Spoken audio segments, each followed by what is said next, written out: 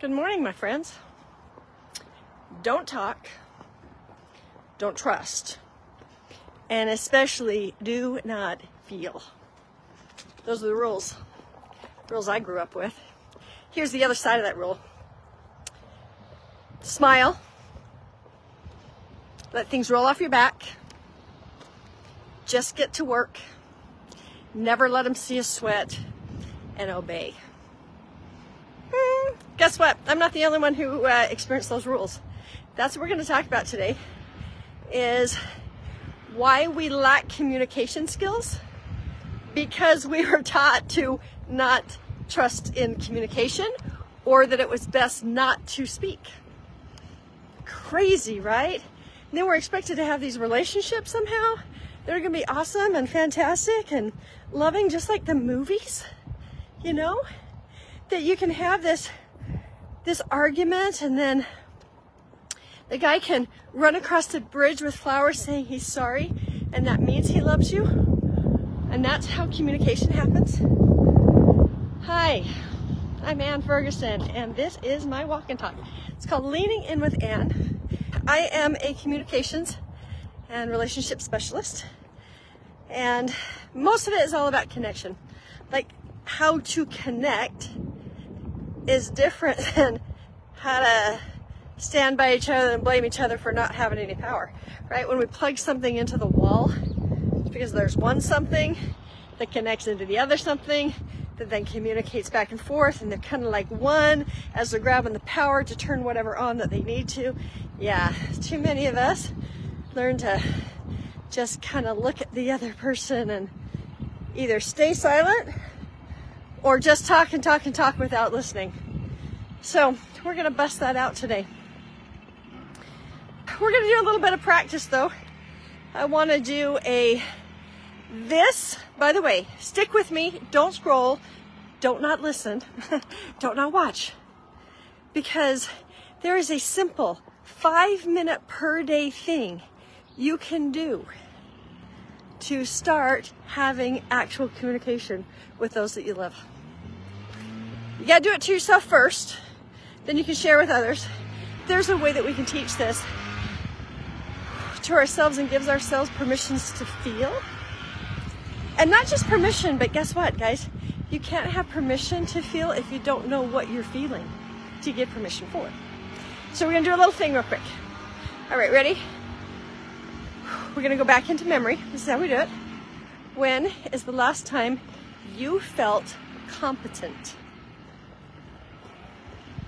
When's the last time you felt competent? It's a little bit different than confident. Competent is you know what you're doing, you can easily achieve it, kind of sitting in your genius. When's the last time you felt competent? Now, you can go to the memory and just tell me the memory. But what I would love for you to be able to do is go to the memory, sit in it, and let the feeling of competence come back up in your body. See, that's the key. That's the key. I can tell you all the reasons why I was afraid of something and not feel afraid. Not even like let it come up. I'm really good at it. Are you good at that? Are you good at telling people about feelings and not actually feeling them? Yeah, most of us are. Okay, when's the last time you felt competent? I felt competent yesterday. I had a dear friend who is struggling with her marriage a little bit. And after my walk and talk yesterday, we hadn't talked for months. And I didn't know at what level the relationship was. And I talked to her for 2.5 hours. And I felt really competent in hearing, in supporting, in helping her sort some things out, and what she was feeling, what she wanted to do next, what was her making stuff up in her brain, telling stories about a thing instead of listening to her feelings and saying, hey feeling, why are you there, and do I want you? And I felt really competent in that. Okay, where does competence feel? I feel it right here in my chest. Like, that's where competence sits for me. I am competent. That feels really good. Thank you for that. Checking in with what your body sensations are and naming that is all it is to do feelings. It's really just like that. Like, we've been taught not to be aware of our body sensations, right? So just smile, put on a happy face, let things roll off your back, forgive, obey, respect. Don't ever let them see you sweat. I'm so good at it. I was so good at it. I had this opportunity to talk to a friend yesterday, a different one, and this was such a good thing. This is a reunion situation where this friend of mine, we had been friends, or we were friends, I should say, when we were 9 years old. I used to hang out at her house all the time. And it has been, I don't know, since we actually talked like we did. We just found each other because of this walk and talk again. And yesterday we talked for the first time in probably 25 years, easily. And was so good. And we realized we kind of were talking about this whole thing about how, you know, just be happy, let everybody know you're happy and encourage them. And all of this is what we both experienced. It was just kind of the era. So she's got a whole group of women that she works with in church who they passed around a thing that was anonymous and said, what is the number one thing that you are struggling with? And out of these, I don't know, 30 women, number one thing, loneliness. Now, these are women who have great families and careers and have done things in life and are grandmas, and number one thing, loneliness. And it's interesting, it's because they're doing all the things you're supposed to do that says, hey, you're a good person, you earn the reward of happiness, and yet they are lonely because they never learned to communicate. So I talked about this gap of communication. Somebody's talking and talking and talking and talking, and it gets nowhere. How many of you have spoken and felt like you spoke like all your feelings and all of the things, and then it's like you were speaking Chinese because nothing came of it, right? Do you have the person that you speak one word and they come back with all the reasons why you're wrong about that and why you didn't feel that and why you shouldn't feel that and how, well, yeah, but you, blah, blah, blah, blah, blah. And they didn't even hear what you said? There's two reasons for that. One is because you're not speaking what you're feeling. You're speaking what made the feeling happen, if you will. What the event was that generated emotion in you. I've had situations where I'm communicating and it's a calm conversation, not arguing anything, but the other person stands there and doesn't even hardly say a word. Men, I know that you do this at times. It's like you're not supposed to walk away, so then we're going to chase you down anyway, which isn't fair to you, by the way. Or you're going to get in trouble. And so sitting there and dissociating, completely withdrawing, being physically present but not hearing a word. It's like the teenager, la la la, but without your fingers in your ears. You ever been in that kind of situation? Like, kudos, first of all, for even trying to stay around. Whew. Second, is not working. Okay, what about you want to communicate, but the minute you think of even approaching the person, fear. And you don't even know what that fear is about. You've just got all this anxiety in you. Yeah, it's because you're either going to be made wrong, not listened to, or it's going to go emotional hijacking and it's going to be all about you. instead of them. Or it's going to be all about them and all the things you did to them instead of them hearing. Guess what, guys? Communication is never good when it's, oh yeah, well you did this. Oh yeah, well you did that. Okay, both of you stop and just go. And because of that, I know that this isn't the right way to do it. And I'm curious, what is the right way? So communication is really a big thing about hearing. You want to know why we don't listen? Because I think I figured it out. There's two reasons. One, there's this thing that we say. I've said it to my kids, and I know that my parents said it to me. You're not listening. You need to listen to me, and you need to stop doing what you're doing. Are you hearing me? Are you listening to me? You need to be a good listener and do what I say. In our subconscious mind, we think, because of that training, that if I actually listen to you, I'm supposed to do something about what you're saying. I'm supposed to obey you. Oh my gosh, you guys. If somebody's coming at you with a lot of crap and going, you need to do this and this and this, why am I going to listen? I've been trained not to. Because I can say, well, I didn't hear you. I didn't hear you. Therefore, I wasn't ignoring you. Don't you ignore me. You need to listen to me. So hearing, listening, and really understanding what the other person is trying to convey is not something we were trained to do. The other thing, and this is kind of a bigger thing, is that many times we are not actually communicating in a way that connects. We're communicating opinion. And it's like, I share everything with them, but they don't even care. Or if somebody doesn't jump on your opinion and say, you're right, that's how we need to do this, you feel like you're unheard. And all it is that it's your opinion, but you're not listening to someone else's opinion. Why? Because if you listen to them, then subconscious says, and then I have to do what they say. So my husband and I have done this before. I'm like, hey, so if we do this, he goes, well, now I just have to do it your way. I'm like, yeah, I'm just kind of trying to talk.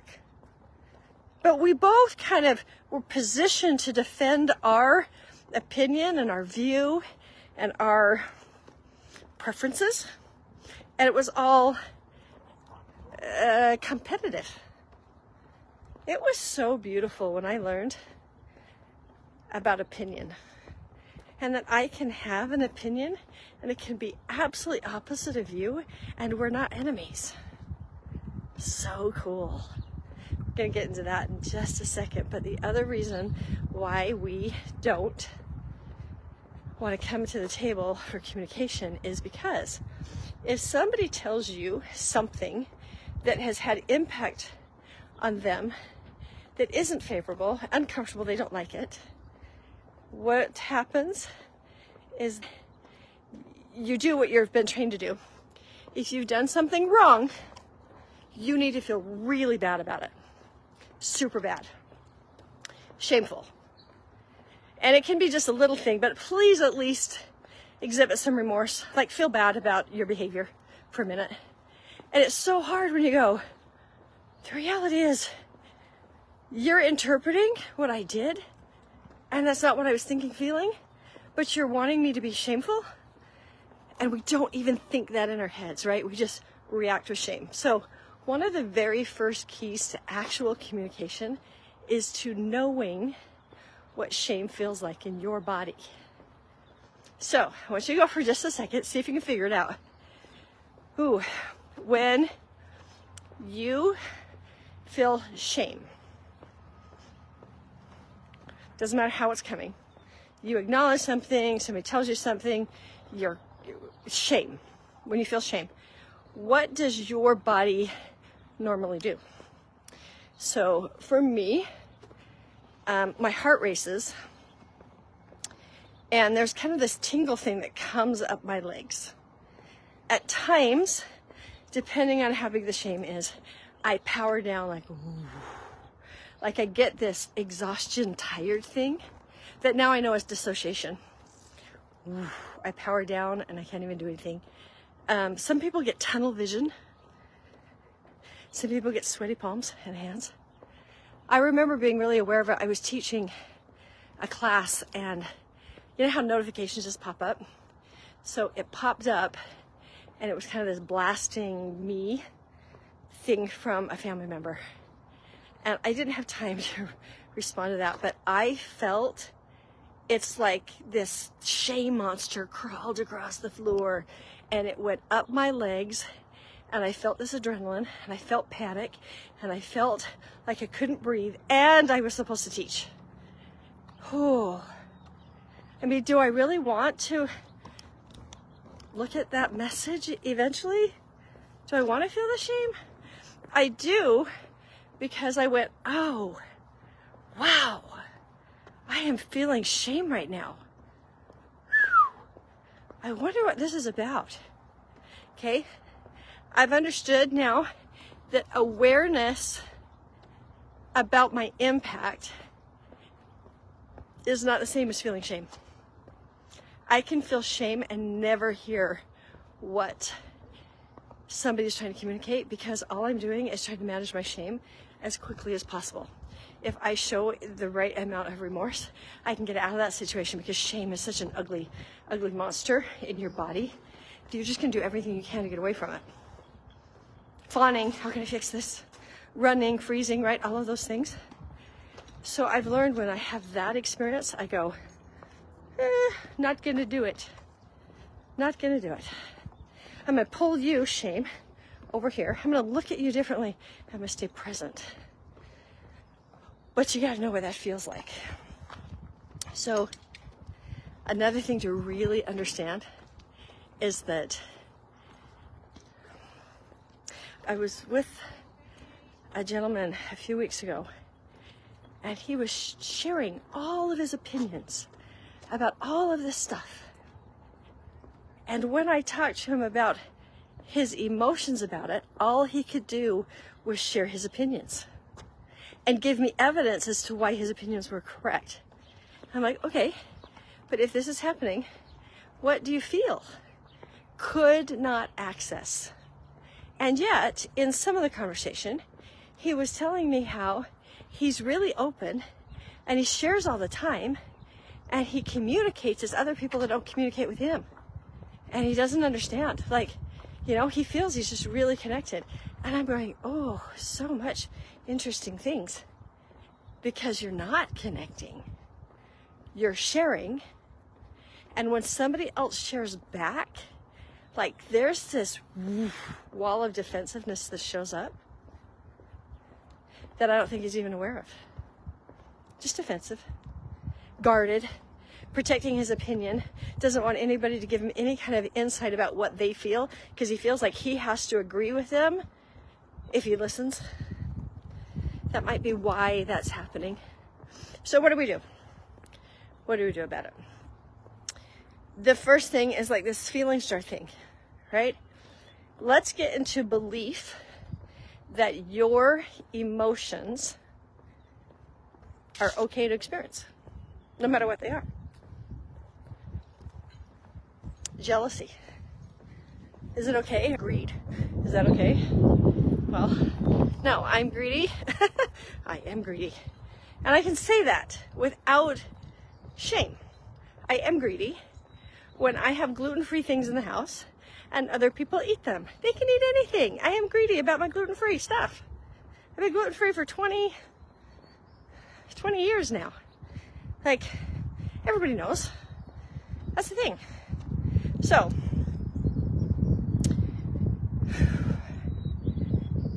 every emotion that you have is valid. What you do with the emotion, what the actions are, is what we need to look at. But is it okay if I am telling you all the ways that I feel like you've done something and it's wrong? Is it okay for you to feel defensive? Go, wow, I'm super defensive right now. Okay. Am I really being attacked? Or have I learned to fight because shame's crawling up my leg because of something somebody's conveying to me? what if it's just feedback for me? Huh? What if somebody like has told me in the past, okay, so drinking, okay? So there was a guy that I was talking to recently, and it was like, I don't know, he'd had a couple beers, and his wife was like, no. And he was like, I can have my beer. You know, it's only this, it's only that. And I'm like, okay, did you hear the experience she has when you have 2 versus 4? And he said, what? I said, when my husband has 2 beers in him, we're still good. But the 30 kind of buzzes out. By 4, he thinks he's present. He's not. And so the things that I have to do, I've got a human there, but I'm literally making decisions on my own. He's like, oh, it's just a couple of beers. But have you heard? There was some medical situations that caused this gentleman to be aggressive for 6 years, and his wife would blame the alcohol. Now they know that there's actually a neurological thing. And so when she's trying to tell him, please don't, you're being aggressive, all he's hearing is, don't drink, I can't drink. So he feels attacked about the alcohol instead of hearing, okay, so when you're aggressive, I'm afraid, the kids are afraid, relationships are getting damaged. And so if I say, hey, by the way, you're being aggressive, I'm just trying to say, hey, you might want to not because of the relationships that might be destroyed here as you're aggressive. Because the reality is there's been 6 years of damage. Even though the medical condition is what it is, it wasn't his fault, and actually wasn't the alcohol, but the alcohol exacerbates it. Is that even okay? You know? And so we finally got to a place where I said, okay, so do you think that maybe when you're aggressive it has any impact on somebody? He's like, what?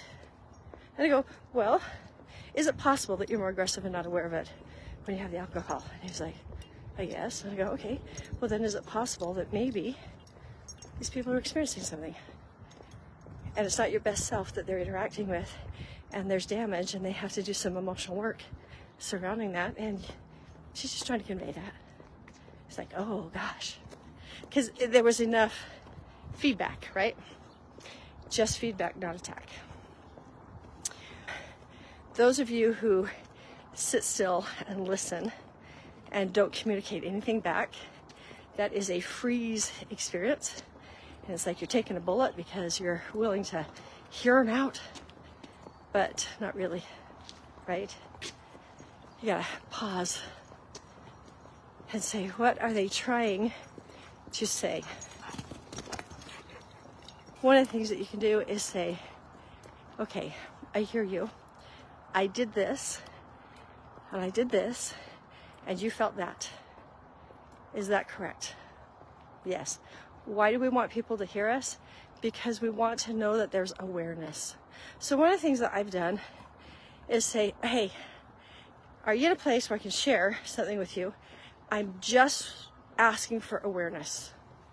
I just want to help you be aware that this is my experience. When I preface it with that, it's usually good. Now, if you've got a really wonky relationship, that can be weird. And you just have to say, look, I want to communicate, and I know that I shut you down. And so I'm actually trying to learn how not to shut you down. Are you willing to try? Guys, I wouldn't do anything unless you have done the emotions jar back and forth for a little while, because you teach each other that it's safe. It's totally safe to share emotions because you learn how to hold the emotion. So go back to my other videos. I have something called the emotions jar.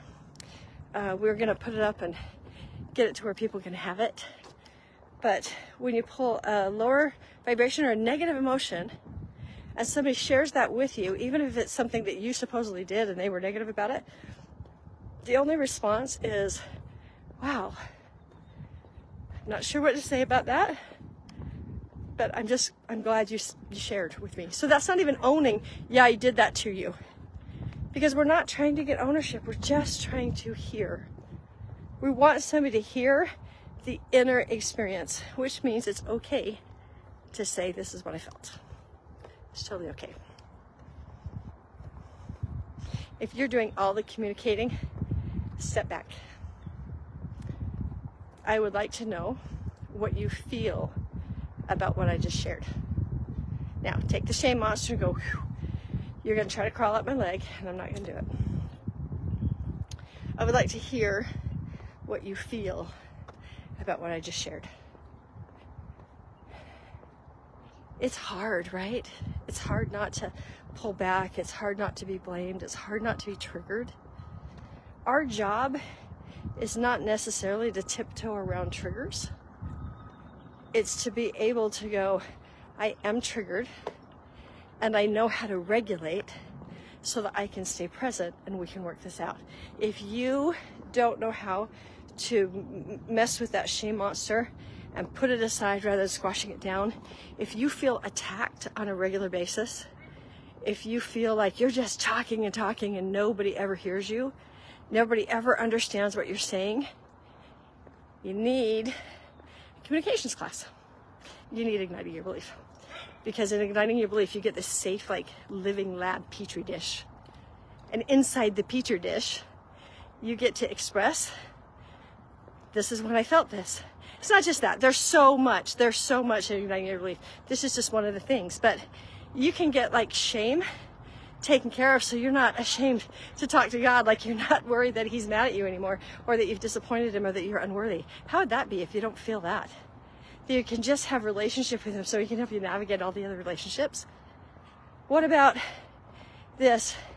I need to speak my truth in a way that you hear it without putting you on the defensive, because I totally know how to listen to your truth without taking it on, without being ashamed, without feeling responsible. Igniting Your Belief. All right, that's it for today. Have a wonderful, beautiful day. And maybe contemplate, how does shame show up in your body? And when it does, what do you do? Because you're the only one who can regulate that, even if somebody else is shaming you. You know, you got to know what it feels like. That's it. I will see you later. Bye.